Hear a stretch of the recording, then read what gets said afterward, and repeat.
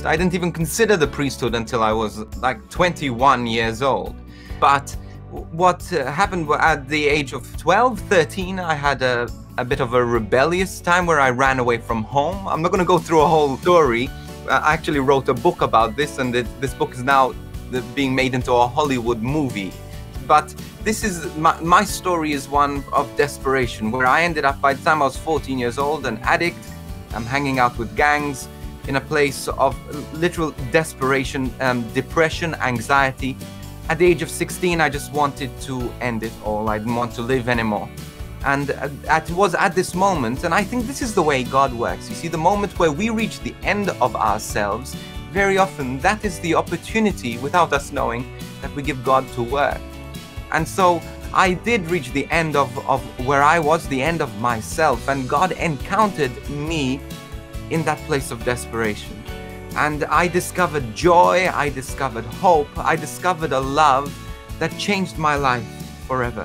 And I used to pray this: I want to go around the world, I will sing, I will dance, I will preach about you, Jesus. I just want to tell the world about this love that I experienced.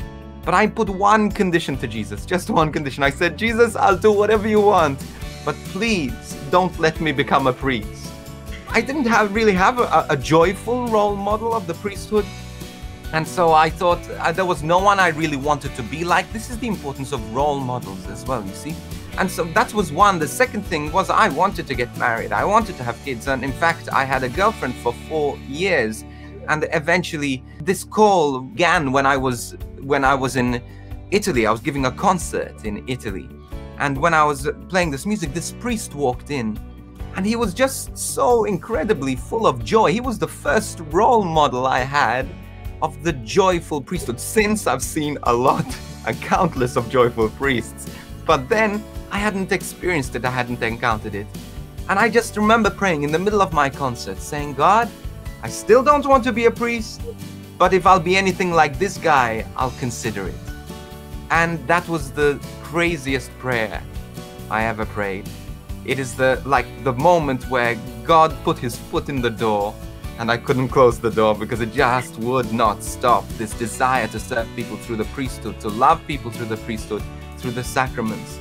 And I had a girlfriend, so it was a bit of a problem. We were dating for a long time, and I had to go up to her and say, listen, I think we need to stop this relationship because I'm seriously considering the priesthood.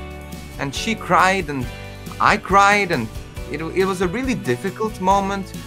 But at the same time, she knew she had to let me go because she couldn't hold me in, and she knew that she wouldn't be happy if I wasn't happy, in a sense. And then I had to let go as well.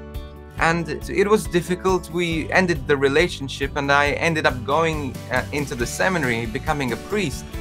And years later, guess what? She finds someone, she's getting married, and she asks me to be the celebrant at her wedding. Really beautiful experience as well. So I think this is the way God works.